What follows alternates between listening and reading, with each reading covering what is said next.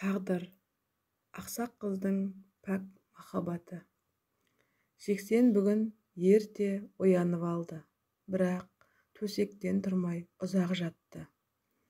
Санасында сайрап жатқан сауалдардың жауабын іздегендей болды, бірақ шындыққа тура қарай алмады. Ақырында жанынан жұбаныш болып жақындарының сатқындығын ақтап алатын уәжге тоқтала берді. Қош десті. Ол өзінің тағдыр жолының бұлайша бұрғалаң жолға түсерін әсте ойламағанды.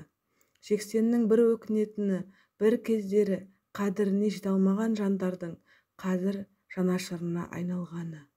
Клараның көзіне қараған сайын одан өзіне деген шексіз іңкәрлік пен мейірімді көргендей болады. Сөйтеді де өзін кінәлі сезініп жанарын тайдырып әкетеді.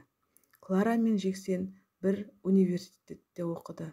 Студенттік өмірдің алғашқы күні Жексен сабаққа кешігіп келді. Сәнденіп киініп, шашын сулап қайырған, ақ көйлекті қақшитып киген, қара шалбардың қыры пышақтай өткір. Қара торы келген жігіттің өзіне тән көркі де бар еді. Бірақ тәкаппарлығы мен өркөкіректігінде байқау қиын емес. Мұғалімнің сауалдарына жауап беріп тұрған Жексен группаластарының бәрін көзбен сүзіп тұр. Бір сәт кілт тоқтады. Оның көзі Клараға келгенде өзгеге назар аудара алмай ұзақ тұрып қалды. Мұны аңғарған Клара да жанарын тайдырып әкетті де өзіндегі бар көңілді байқатпауға тырысты. Бірақ бұл іңкәрлік көзқарас көпке созылмады. Кейін Жексен Клараның бір аяғын сылтып басатынын көргенде, «Ой, ақсақ екен ғой» деді, және оны Клараның өзіне естірте айтты. Бұл сөзді есту байғұс қыздың жүрегіне шаншудай қадалды. Десе де ол мұндай сөздерді қоғамда жиі естіп жүрген соң, өзіне өзгелердің шұқшия қарағанына үйреніп кеткенді. Аяғында кемістігі бар демесең, Тәңір оған бар сұлулықты бере салған. Өзі аққұба келген, қалың қастарының астында орналасқан қос жанары ылғи нұрланып тұратын. Ол кезде ауылдан келген Клара жатақханаға орналасқан. Группаластарының көбі қалалықтар еді. Болмаса пәтер жалдап тұратын байдың балалары. Жатақханадан тек Дина екеуі қатынайтын.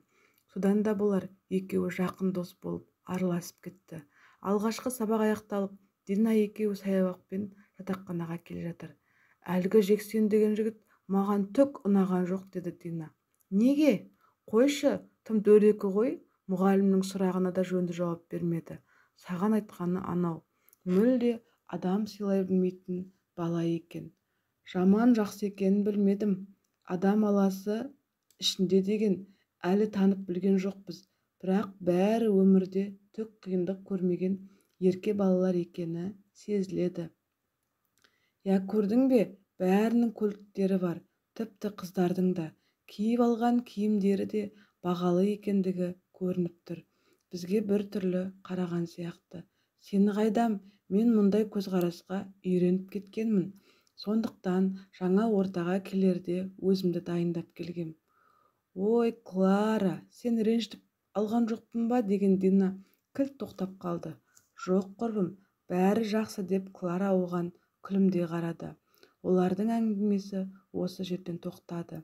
Жатақханаға келіп үлгерген қос құрбы бөлмелерінің кілтін алып, заттарын ыңғайластыруға қам жасап келеді.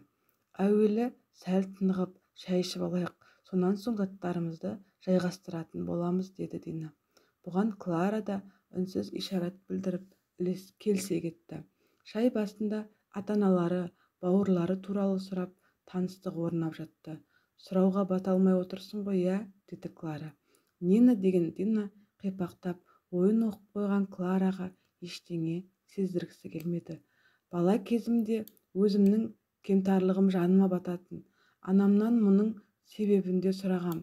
Мені анам босану сәтінде жамбаспен келгенге ұқсаймын. Сонан дәрігерлер тұншығып қалмауым үшін аяғымнан тартыпты. Бастапқыда менің аяғымның кемістігі барын ешкім байқамаған. Кейін жасқа толып жүруге талпынған кезде ғана аяқтың кемтарлығын аңғарған. Бірақ ол кезде кеш болды. Сүйек қалыптасып кеткен деген пайым жасапты дәрігерлер. Ата-анама да оңай соққан жоқ. Менің көңілімді бағып, мәпелеп отыратын деген Клара жанарының жасын көрсетпей жүзін бұрып әкетті. Уақыт өтіп жатты. Бұлар бір-біріне үйреніп, жақын дос болып араласа бастады. Группаластары Клараны өте білімді, алғыр екендігін байқап, ерекше құрметтейтін болды. Ылғи қолдау көрсетіп жүрді. Жексен сабақтан көп қалатын, үлгерімі де нашар болды. Сынақ кезінде сүйретіліп, зорға келетін. Мұндайда Жексенге ылғи Клара көмек көрсетіп жүретін. Бірақ Жексен оның бұл көмегін тек достық көңілмен қабылдады. Ал Клараның жүрек түкпірінде Жексенге деген ыстық махаббат бар еді. Жексенді көргенде ерекше нұрланып сала беретін. Жексен Клараға сенің көздерің сияқты әдемі көзді көрген емеспін деп жиі айтатын.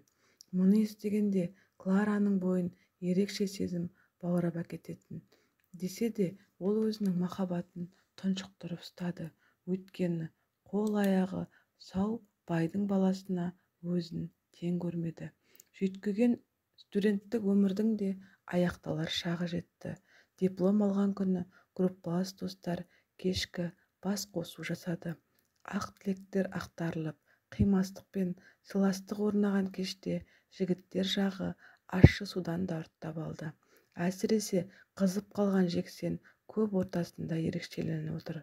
Достарының әр қайсысына тоқталып, ыстық тілегін айтып келе жатқан Жексен Клараға да жетті. Клара, сенің көздерің бар ғой. Қойшы, ол сөзді естіп сенің құлағыңның жауыры шығып кеткен шығар. Сен өте керемет жансың ғой. Алғаш көргенде мен саған ғашық болып қалғам, бірақ кейін көңілім қайтып қалды. Себебі сен ақсақ екенсің ғой. Рахаттанып күліп алды. Мұның әрекетіне өзінен басқа ешкім қосылған жоқ. Қайта бәрі қой дегендей ишарат жасап әлек. Не болды? Қас көздерің қозғалып кетті ғой. Бұдан кейін бір-бірімізді көреміз бе, көрмейміз бе, ол бір Құдайға ғана аян. Сондықтан осы кеште бәріміз ойымызды айтып қалайық. Егер Клара ақсақ болмағанда әңгіме жоқ, мен оған үйленетін едім. Бірақ өкінішті. Клара, сенің мені ұнататыныңды білген соң айтып жатырмын деп тағы да қарқылдап күлді. Клара бұдан артық шыдап тұра алмады. Кеудесін өксік қысып, тынысы тарылып кетті. Далаға әзер шыққан ол ағаш түбіндегі орындыққа жайғасып, ағыл-тегіл жылады. Басқа Жексеннен мұндай сөз есту оған ауыр соққы болды. Содан бастап жүрегі қатайып кеткендей еді. Бірақ Жексенге ештеңе деген жоқ. Тек осыдан кейін онымен жолықпасам екен деді. Уақыт өзіне керегін алды. Жылдар жылыстады. Клара жұмысқа орналасты. Бала кезден тігін тіккенді жаны қалайтын. Бұл ісін де кәсібіне айналдырды. Клараның еңбекқорлығы талай жарымжан адамға жігер берді. Ақырында ол өзінің еңбекқорлығымен табысты әйелге айналды. Мүмкіндігі шектеулі жандарға қолдау көрсететін өзінің орталығын ашты. Мұнда ол тағдыр сынына түскен адамдарға психологиялық қолдау көрсетіп, панасыз қалғандарға пана болатын орталық жасады. Бірде қызметкерлері жаңадан келген науқастың 2 күннен бері төсектен тұрмай нәр сызбай жатқандығын айтты. Қанша жаста? 40-қа таяп қалған. Не жағдай?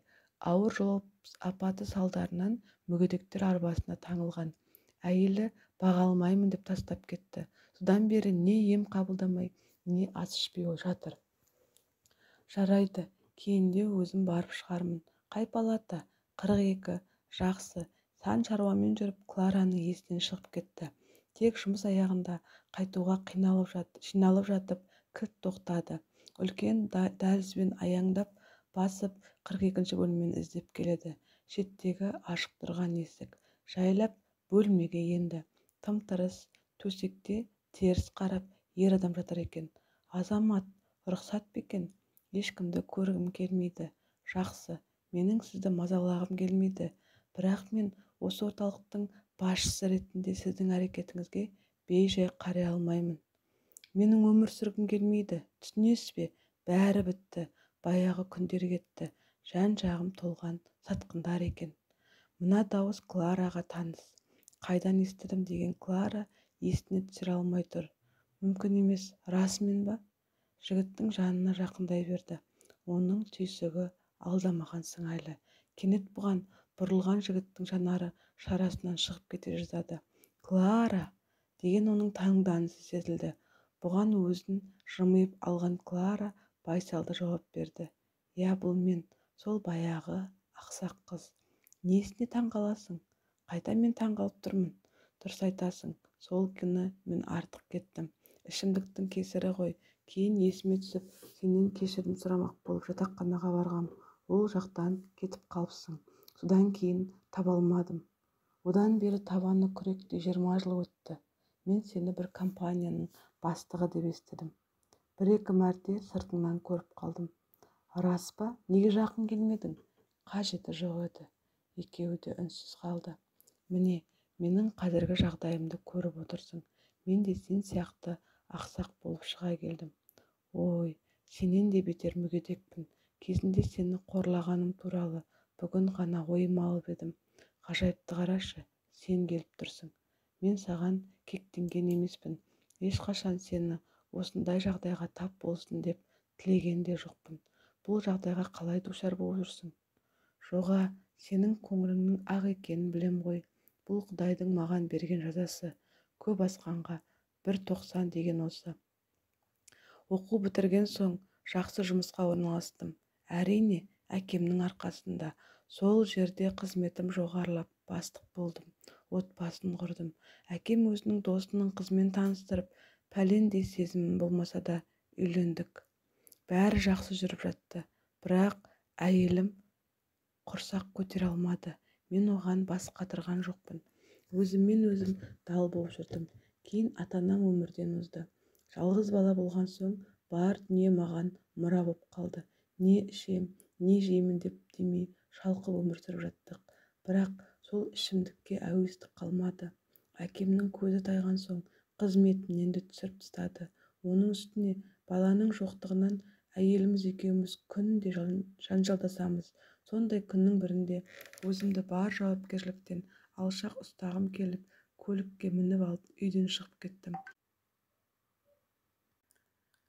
Кафеге барып, ащы суға сылқия тойып, іштегі күйігімді басқандай болдым. Жағдайыма қарамай рөлге отырдым. Көзім бір ашылып, бір жұмылып келеді. Кенет тарс-тұрс еткен дыбыс шықты. Арғысы есте жоқ. Bir қарасам, аурухана төсегінде жатырмын. Жанымда әйелім егіліп отыр. Жол апаты болған екен. Осылайша бар жиғаным еміме кетті. Әйелімнің мүгедек байды бағуға шыдам жетпеді. 5 айдан соң осында әкеліп тастады. Енді көріп тұрғаныңдай ешкімі жоқ мүгедек адамға айналдым. Менің бар жағдайым осы. Өзің қалайсың? Жексеннің әңгімесін жан жүрегімен тыңдап, іштей ойға шомып кеткен Клара селк ете қалды. Жексен, сен бұлай тағдырдың соққысына сынбауың керек. Қайта өзіңнің әлі де қайратты, қолыңнан іс келетін азамат екеніңді дәлелдеуге тырыс. Менің өмірім бір қалыпты. Жақында осы орталықты аштым. Қазір түрлі жобалармен жұмыс жасап жатырмын. Отбасын құрдың ба? Әзірге жоқ.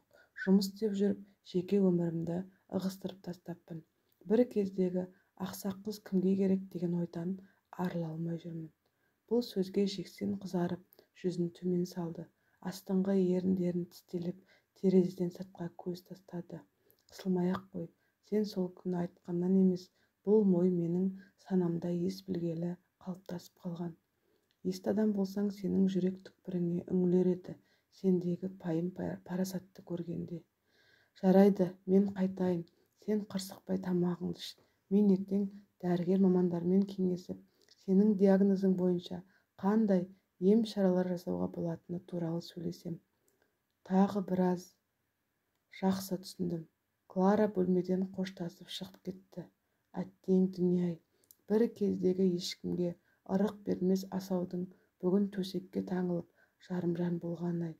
Тек қалай да болғанда да мен оған көмектесуім керек деген оймен келеді.